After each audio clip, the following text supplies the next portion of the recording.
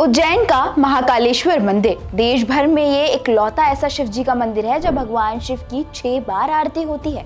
हर आरती में भगवान शिव के एक नए स्वरूप के दर्शन होते हैं। सबसे पहले भस्म आरती, फिर दूसरी आरती में भगवान शिव घटातोप स्वरूप दिया जाता है। तीसरी आरती में शिवलिंग को हनुमान जी का रूप दिया जाता है। चौथी आरती में भगवान शिव का शेषनाग अवतार देखने को मिलता है। पांचवी में शिव भगवान को दूल्हे का स्वरूप दिया जाता है और छठी आरती शयन आरती होती है। इसमें शिव खुद के स्वरूप में होते हैं।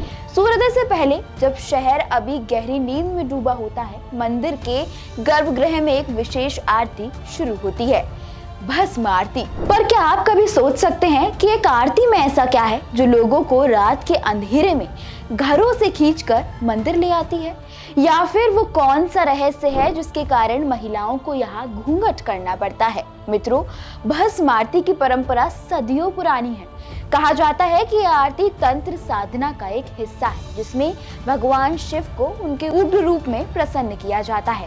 प्रत्येक दिन सुबह 4 बजे शुरू होने वाली आरती लगभग 2 घंटे तक चलती है। इस दौरान पुजारी भगवान शिव की मूर्ति पर भस्म चढ़ाते हैं, मंत्रोच्चारण करते हैं और विशेष पूजा सामग्री अर्पित करते हैं। ये माना जाता है कि इस समय भगवान शिव स्वयं मंदिर में उपस्थित होते हैं और भक्तों को अपना दर्शन देते हैं। भस्म आरती के दौरान कई विशेष अनुष्ठान किए जाते हैं। सबसे पहले भगवान महाकाल की मूर्ति को स्नान कराया जाता है और नए वस्त्र पहनाए जाते हैं। फिर पवित्र भस्म को मंत्रों के साथ मूर्ति पर लगाया जाता है। दूध, दही, घी, शहद और गंगाजल से बना पंचामृत शिवलिंग पर चढ़ाया जाता है। बेल के पत्ते, जो शिव को अत्यंत प्रिय हैं, अर्पित किए जाते हैं। अंत में कपूर और घी से जलती हुई आरती की जाती है, जिसके साथ मंत्रोच्चारण और घंटियों की ध्वनि गूंजती है।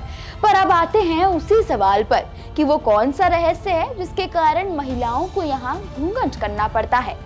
मान्यता के अनुसार भस्म आरती के समय महाकाल निराकार से साकार रूप धारण करते हैं और उनका भस्म से स्नान करते हैं। इस दौरान उनका अभंग्य स्नान होता है, जिसके कारण महिलाओं के दर्शन पर रोक है। इसे मंगला आरती के नाम से भी जाना जाता है। ये भस्म संसार के नाशवान होने का संदेश है। भस्म अर्पण के समय 5 मंत्रों का उच्चारण किया जाता है, जबकि आरती तो दीपक की ज्योति से ही होती है। परंपरा के अनुसार सुबह 4 बजे होने वाली पहली आरती में भगवान शिव जी को भस्म से स्नान कराया जाता है। किंवदंतियों के अनुसार पहले महाकाल की भस्म आरती शमशान की सबसे ताजी चिता की राख से किया जाता था, लेकिन अब ऐसा नहीं होता। अब गाय के कंडे, पीपल, पलाश, शमी और बेर के लकड़ियों को साथ में जलाकर उससे भस्म तैयार किया जाता है और इससे भस्म आरती की जाती है। ऐसा नहीं है कि नियम केवल महिलाओं के लिए है, पुरुषों को भी इस आरती को देखने के लिए केवल धोती पहननी होती है।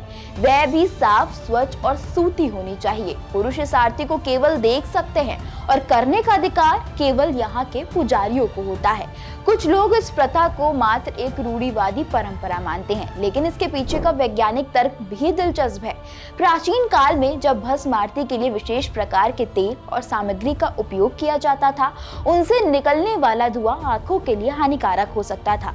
घूंघट इस धुएं से बचाव का एक साधन ही था। मित्रों, महाकाल की भस्म आरती एक ऐसी परंपरा है जो प्राचीन ज्ञान और आधुनिक विज्ञान, आस्था और तर्क, परंपरा और प्रगति का अद्भुत संगम है। ये केवल एक धार्मिक अनुष्ठान नहीं, बल्कि एक ऐसा अनुभव है जो हमें जीवन के गहन रहस्यों से परिचित कराता है। चाहे आप एक धार्मिक व्यक्ति हो या जिज्ञासु पर्यटक, भस्म आरती का अनुभव निश्चित रूप से आपको एक नया दृष्टिकोण देगा, जीवन के प्रति, मृत्यु के प्रति और उस शक्ति के प्रति जो इन दोनों से परे है। इस वीडियो में बस इतना ही। आपको ये जानकारी कैसी लगी, अपनी राय हमें कमेंट करके जरूर बताएं। वीडियो पसंद आई हो तो लाइक और शेयर करें और चैनल को सब्सक्राइब करना बिल्कुल ना भूलें।